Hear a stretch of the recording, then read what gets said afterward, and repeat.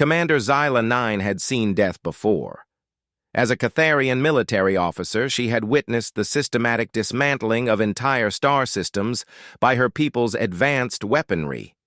She had watched plasma cannons reduce mountains to ash and singularity bombs swallow moons whole.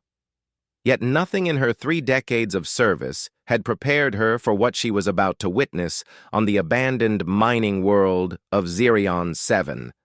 The distress signal had come from a research outpost studying the planet's unique crystalline formations. The message was garbled, filled with static and what sounded like screams. When Xyla's reconnaissance ship arrived, they found the facility's shields down and most of the structures damaged. Worse still, thermal scans revealed the presence of a Dreadstalker, one of the galaxy's most feared apex predators. Dreadstalkers were living nightmares. Standing 12 feet tall with armored carapaces that could deflect military-grade plasma fire, they possessed razor-sharp claws capable of slicing through starship hulls and acidic saliva that could dissolve most known metals. Their species had driven 3 civilizations to extinction before the Galactic Council declared their homeworlds off-limits and established a kill-on-sight protocol. "Commander, we're detecting 1 survivor in the lower levels," reported her sensor operator, a nervous young Catharian named Vex. "But the stalker is between us and them."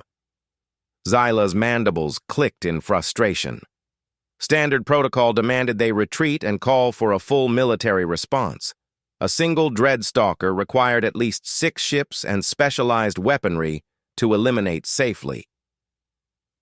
But by the time reinforcements arrived, the survivor would be dead. "Sir, we're receiving another transmission," Vex announced, his voice rising in confusion. "It's not coming from the facility. There's another ship approaching. Unregistered civilian class?" The view screen flickered to life, showing a small, battered freight hauler emerging from hyperspace. It was clearly of human design, all angular lines and functional ugliness. Humans were relatively new to the galactic community, having achieved faster-than-light travel only 2 centuries ago. Most species considered them primitive curiosities, bipedal mammals with short lifespans and limited natural advantages. "This is Captain Sarah Chen of the independent vessel Mongoose," came a voice over the comm. The universal translator rendered it in smooth Catharian, but Xyla could hear the underlying alien cadence. "I picked up your distress beacon. What's the situation?" Xyla activated her own comm. "Captain Chen, this is Commander Xyla 9 of the Catharian Navy. We have a Code Red situation. There's a Dreadstalker loose in the facility below, and we have 1 confirmed survivor trapped inside. I strongly advise you to retreat to a safe distance." There was a pause. Then, to Xyla's amazement, she heard what could only be described as laughter. "A Dreadstalker? Just 1?" The human's voice carried an odd note of anticipation. "Commander, I appreciate the warning, but I think we can handle this. I've got a specialist aboard who's dealt with worse." Xyla's secondary heart skipped in disbelief. "Captain, I don't think you understand. A Dreadstalker is a Class 12 apex predator. It would take a full military strike team to—" "Already docking," Chen interrupted. "Mongoose out." The human ship attached itself to the facility's main airlock with practiced efficiency. Through her ship's sensors, Xyla watched as 2 figures emerged from the freight hauler. One was presumably Captain Chen, a standard human female wearing a simple flight suit. The other figure made Xyla's blood run cold. The second human was massive, standing nearly 7 feet tall with a build that suggested immense physical power. But it wasn't his size that disturbed her. It was his complete lack of protective gear. While Chen wore atmospheric equipment and light armor, this human wore only dark, form-fitting clothing and carried what appeared to be primitive melee weapons. Several blades of various sizes strapped across his back and waist. "Commander," Vex whispered, "the large human's biosignature is unusual. His heart rate is extremely low, almost meditative. His brain activity suggests he's in some kind of heightened awareness state. Zyla watched in fascination as the two humans entered the facility. The interior was a maze of darkened corridors and collapsed sections.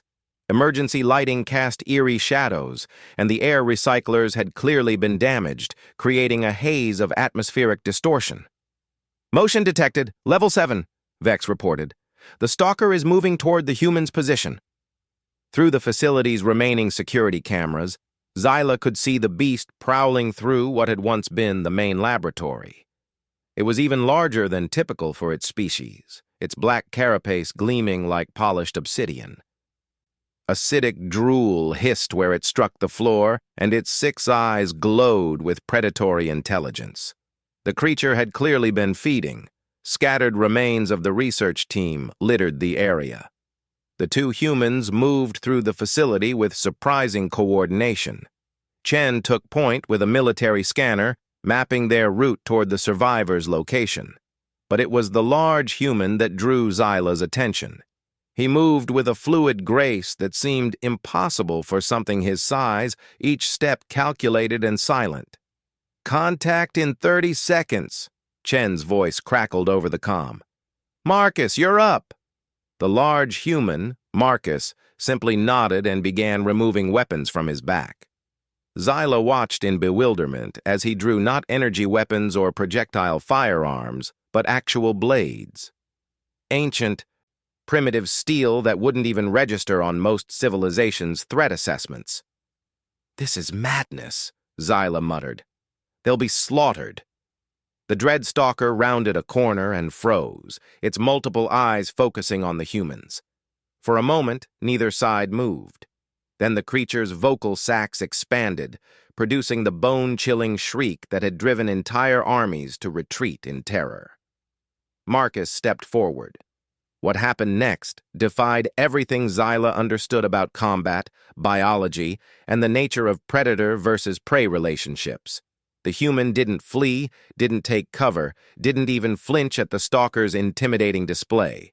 Instead, he drew 2 curved blades from his back, each one gleaming with an inner light that suggested molecular sharpening technology far beyond what humans were supposed to possess.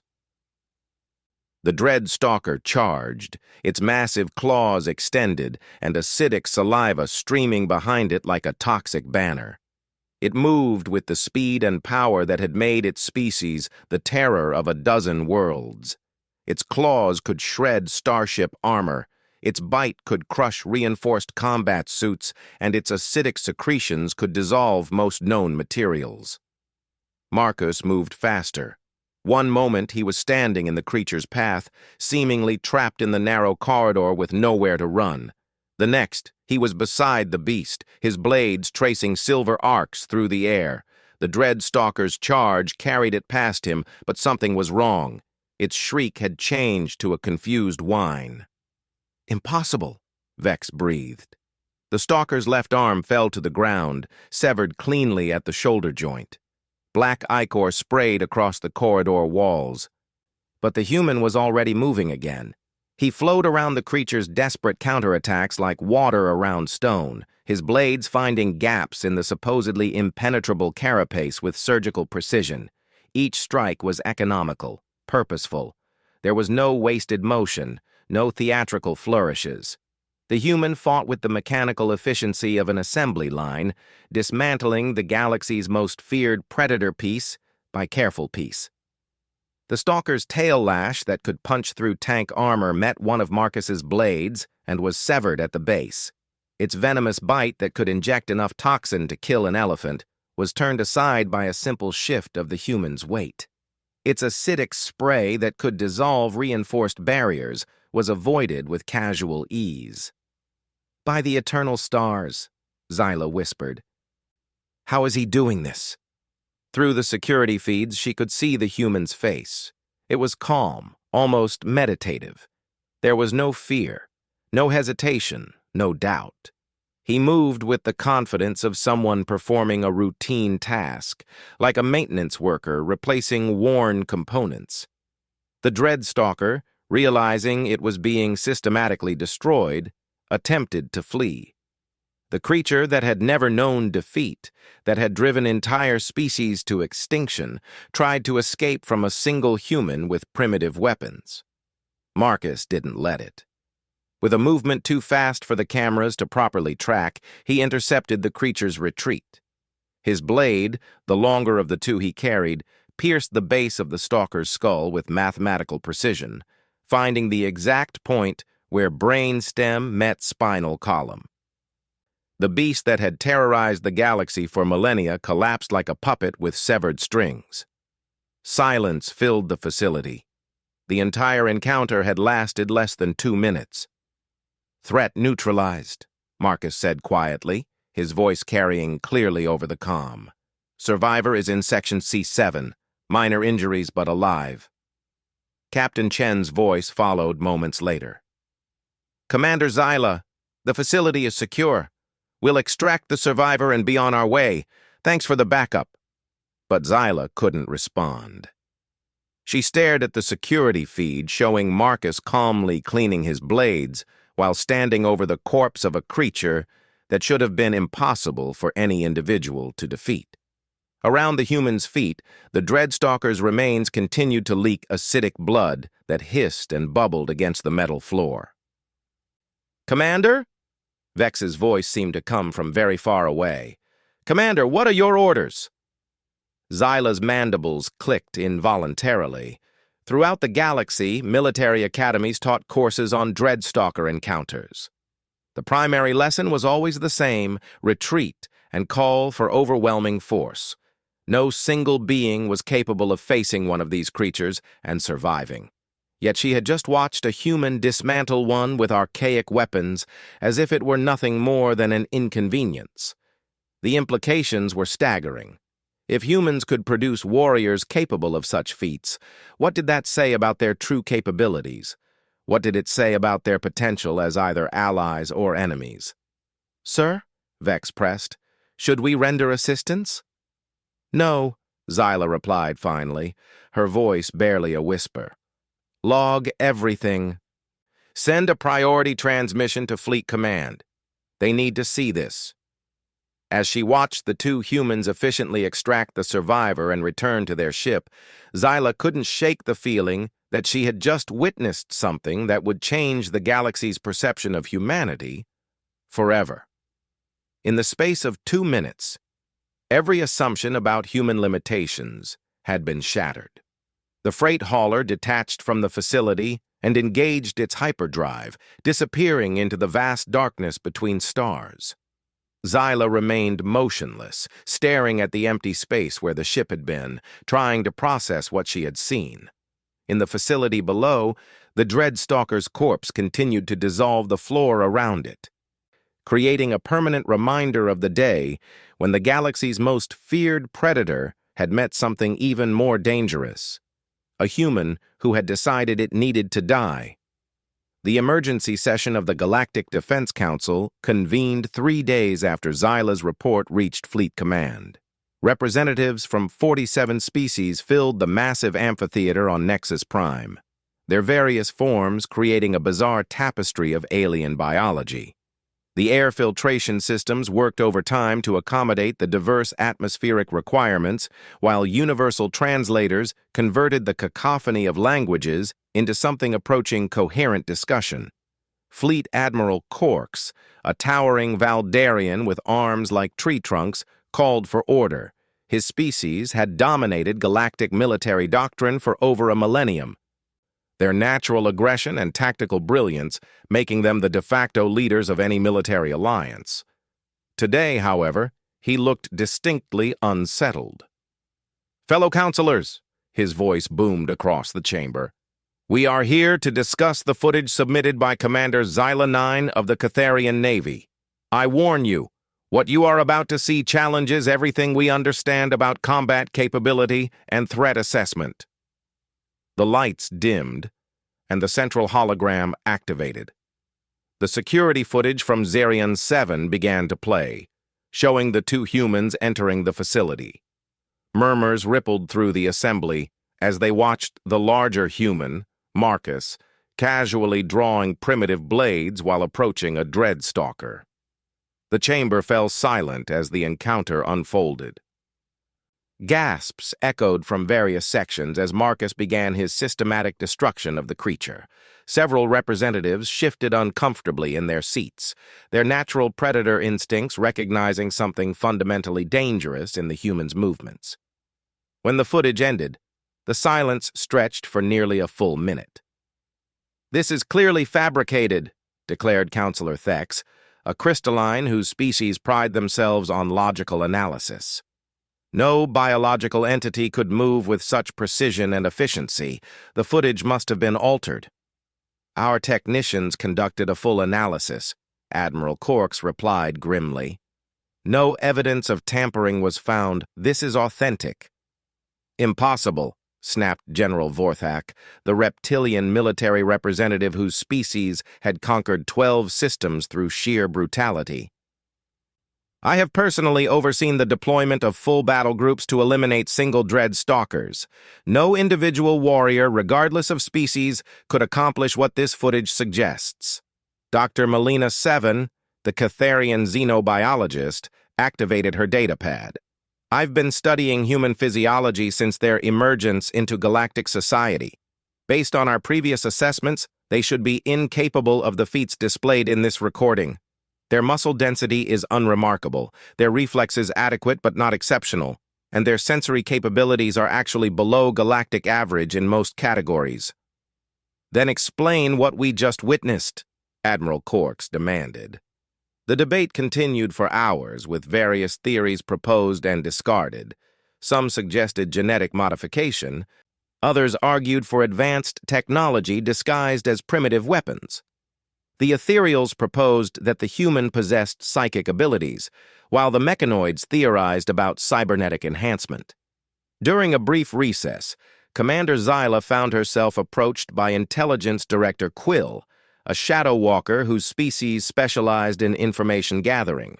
His form was barely visible, a vague humanoid outline that seemed to absorb light. "Commander," his voice whispered directly into her mind, "there are things about humans that the Council doesn't know, things that some of us have been investigating quietly." Zyla's mandibles clicked nervously. "What kind of things?" "Did you know that humans have been engaged in continuous warfare for their entire recorded history? Not just occasional conflicts like most species, but constant, relentless fighting. They've developed methods of combat that we've never encountered because no other species has survived them long enough to report back." Images flickered in Zyla's mind, data fragments that Quill was sharing directly.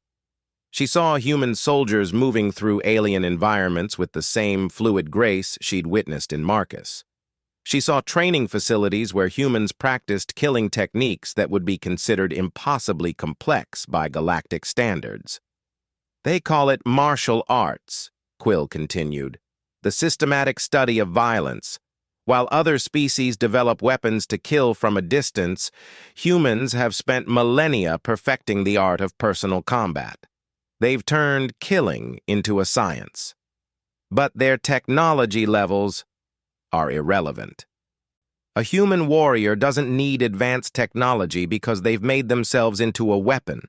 Their bodies, their minds, their very souls are dedicated to the destruction of their enemies." The session resumed, but Zyla barely heard the continued debates. Her mind was racing, connecting dots that painted an increasingly disturbing picture. If humans were capable of producing warriors like Marcus, what did that mean for galactic security? How many more like him existed? The answer came sooner than she expected. 2 days later, Zyla received orders to investigate another incident, this time in the Outer Rim. A hive queen, one of the insectoid species' most powerful warriors, had gone rogue and seized control of a mining operation. The creature was protected by hundreds of drone soldiers and possessed natural armor that could deflect antimatter weapons. When Zyla's ship arrived at the system, she found chaos. 3 different military fleets from various species had attempted to retake the facility and failed. The Hive Queen had turned the mining station into a fortress, its tunnels now swarming with warrior drones that attacked anything that approached. "Commander, we're receiving a transmission from one of the damaged vessels," Vex reported. His young face had grown haggard in the days since Zarion 7, the weight of what they'd witnessed clearly affecting him. "It's the human freighter Mongoose." Xyla's secondary heart stopped. "Put them through." Captain Chen's familiar voice filled the bridge. "Commander Xyla, we seem to keep running into each other. I hear you've got a bug problem." "Captain, this situation is far beyond what your specialist handled before. A hive queen is essentially a living tank. It would take a dedicated strike force." "Already docking," Chen interrupted, just as she had before. "We'll have this sorted out in a few hours." Through the sensors, Xyla watched the familiar sight of the mongoose approaching the mining station. This time, however, she paid closer attention to the human ship's design. What she had initially dismissed as primitive construction now revealed itself as something far more sophisticated. The hull bore scars from countless battles, and she could see weapon ports that had been carefully concealed. This wasn't just a freight hauler. It was a warship, disguised as a civilian vessel. "Sir," Vex whispered, "I'm detecting multiple human biosignatures aboard that ship. At least 6 individuals. 6 humans like Marcus." The thought sent chills through Xyla's exoskeleton. The mongoose docked with the mining station, and Xyla watched as the humans disembarked. Marcus was there, along with 5 others who moved with the same deadly grace. They carried an assortment of weapons, some recognizable as modified human technology, others appearing to be entirely alien designs that had been adapted for human use. "This is insane," muttered her tactical officer, a grizzled veteran named Brix. 6 individuals against a fortified hive position? They'll be overwhelmed in minutes. But as the humans moved through the station's corridors, it became clear that overwhelming them would be more difficult than anticipated. They moved as a unit, but not in any formation that galactic military doctrine would recognize. Instead, they flowed like a liquid, constantly shifting positions while maintaining perfect coordination. The first group of warrior drones that engaged them learned why humans had never been conquered by any alien species. The insectoids were fast, aggressive, and numerous. They possessed natural weapons that could punch through starship armor and mandibles that could shear through reinforced steel. The humans destroyed them with casual efficiency. Each warrior specialized in different forms of combat. Marcus used his blades to carve through the drone's chitinous armor. Another human carried what appeared to be modified mining equipment that had been turned into devastating close-range weapons. A third moved with inhuman speed, striking at nerve centers and joint connections with pinpoint accuracy. But it was the 4th human that made Xyla question everything she thought she knew about physics. This one, a female, seemed to anticipate the drone's attacks before they were made, flowing around claws and stinger strikes like she could see the future. Her weapons were stranger still, flexible metal cables that moved like living things, wrapping around enemies and conducting lethal electrical charges. "How are they coordinating so perfectly?" Vex asked. "They're not using any communication devices we can detect." Xyla studied the feeds more carefully. The humans weren't communicating through technology. They were reading each other's movements, anticipating actions and reactions with a precision that suggested years of training together. They had turned themselves into a single organism dedicated to destruction. The Hive Queen, sensing the threat to her domain, emerged from the deepest levels of the facility. She was a massive creature, easily 20 feet long and protected by armor that had deflected the combined firepower of 3 battle fleets. Her escort of elite guard drones moved with military precision, creating a defensive formation around their queen. The humans walked into the central chamber where the Hive Queen waited and stopped, studying their target with professional interest. For a moment, Zyla thought they might actually retreat. Surely even they could see that this enemy was beyond their capabilities. Then Marcus smiled. What followed was not a battle in any sense that galactic civilization would recognize. It was an extermination, carried out with methodical precision and terrifying artistry. The humans didn't fight the Hive Queen's forces. They dismantled them, using the creature's own strengths against them. The guard drone's formation was turned into a liability as the humans used their coordination to create crossfire situations where the insects couldn't attack without hitting their own allies. The Queen's massive size became a weakness as the humans targeted specific joint connections and organ clusters, turning her into a liability for her own forces. The battle lasted 18 minutes. When it was over, the Hive Queen lay dead, and her entire force had been eliminated without a single human casualty. "Status report," Chen's voice came over the comm, calm as if she were reporting routine maintenance. Zyla found her voice after several attempts. "Captain, how is this possible?" There was a pause. Then Marcus's deep voice came through the speakers. "Commander, may I ask you a question? How does your species approach conflict resolution?" We use superior technology and numerical advantages to..." "Exactly. You use tools to solve your problems. But humans, we don't just use tools, Commander. We become them." The transmission ended, and the mongoose detached from the mining station, leaving behind a facility filled with the remains of supposedly unbeatable enemies. Zyla stared at the tactical displays, trying to process what she'd witnessed. "Sir," Vex said quietly, "Fleet Command is requesting another full report." Zyla nodded absently. 2 incidents, 2 impossible victories. The pattern was becoming clear, and it terrified her. Humans weren't just another species in the galactic community. They were something else entirely. They had turned themselves into living weapons, perfecting the art of destruction to a degree that made their primitive technology irrelevant. As she began composing her report, Zyla realized that the galaxy's understanding of power was about to undergo a fundamental shift.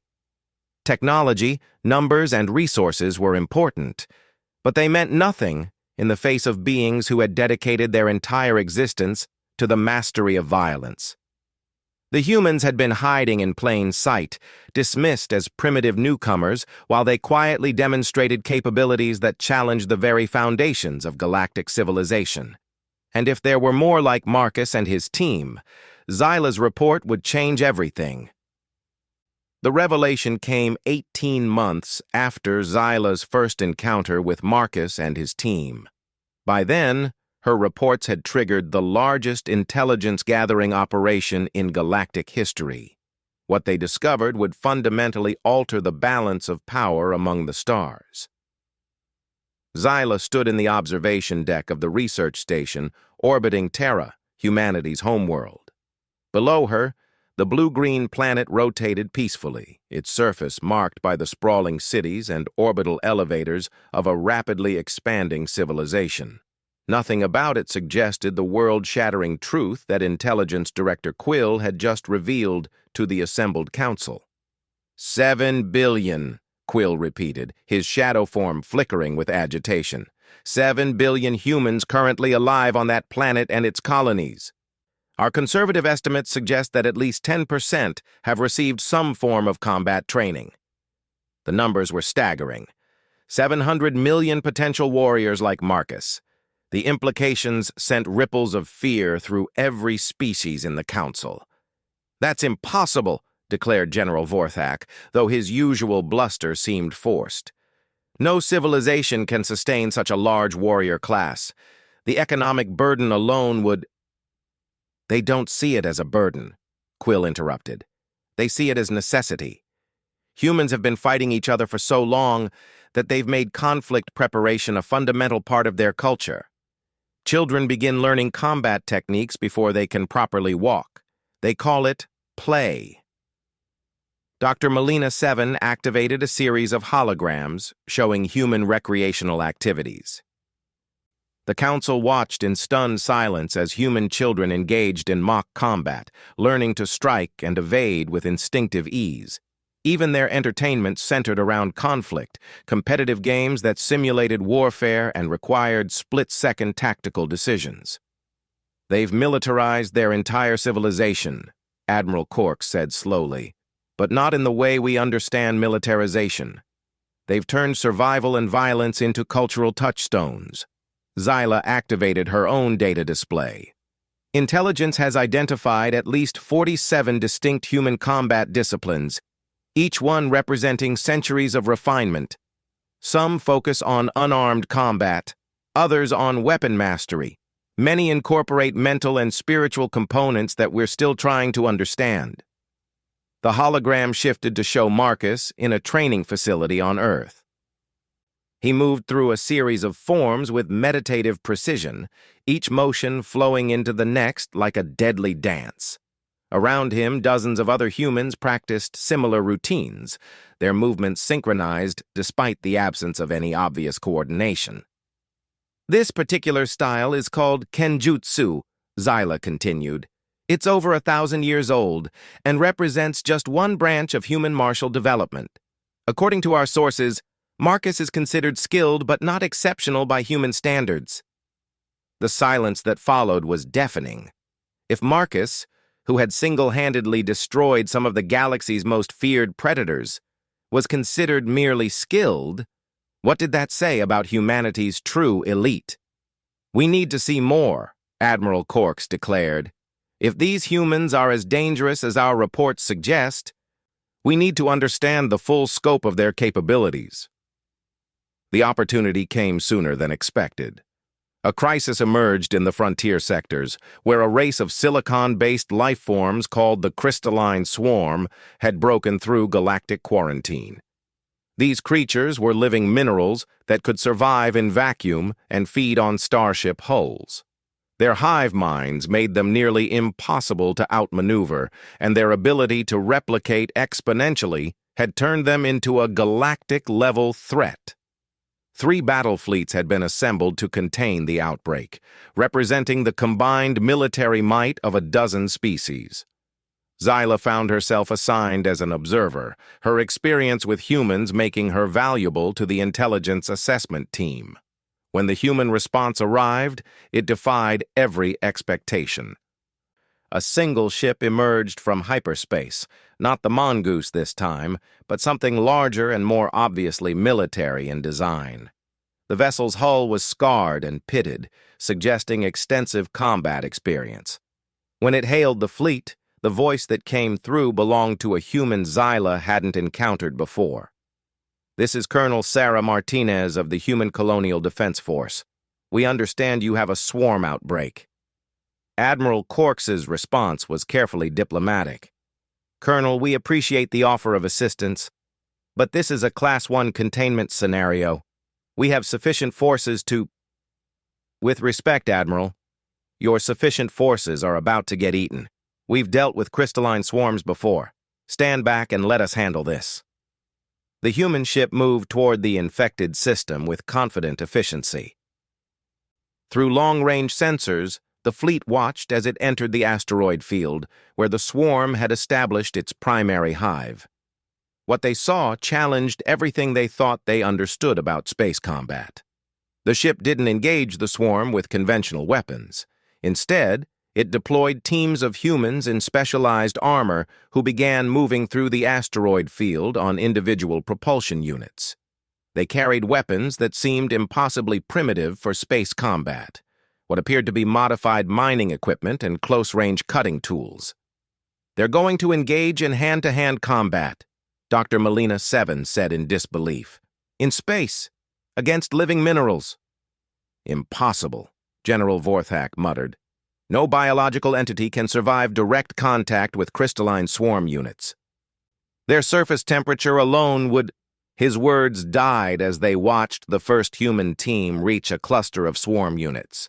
The creatures were massive, each one the size of a small spacecraft and composed of superheated crystal that could slice through most known materials.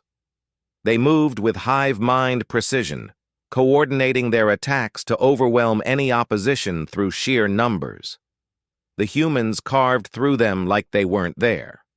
The specialized armor they wore seemed to absorb and redistribute the swarm's heat, while their weapons, which Xyla now recognized as modified plasma cutters and molecular disruptors, targeted specific crystal formations that caused the creatures to fracture along predictable lines. But it was their tactics that truly amazed the watching fleet. The humans fought in 3 dimensions, using the asteroid field's gravitational fields and the swarm's own momentum against them. They moved with a fluidity that suggested they were as comfortable in vacuum as on planetary surfaces. "How are they coordinating?" Vex asked, his voice filled with wonder. He had been assigned to Xyla's observation team, and his experience on Xerion 7 made him valuable for pattern recognition. Xyla studied the tactical displays. The human teams were spread across dozens of kilometers, yet they moved with perfect synchronization. As one team herded swarm units into a confined space, another would position themselves to exploit the resulting vulnerability. It was like watching a single organism with multiple bodies. "They're not just soldiers," she realized. "They're thinking like the swarm itself, as a hive mind. But instead of being controlled by instinct, they're making conscious tactical decisions." The battle continued for 6 hours. When it was over, the crystalline swarm, which had threatened to spread across 3 star systems, had been completely eliminated. The human teams regrouped at their ship with casualty reports that defied belief. Minor injuries only, no fatalities. "Status report," Admiral Corks requested when Colonel Martinez hailed the fleet. "Swarm neutralized, Admiral. We've also identified 17 weak points in your containment protocol that would have allowed breakout within 48 hours. Transmitting recommendations now." The data package that followed contained tactical insights that represented centuries of combat experience distilled into actionable intelligence.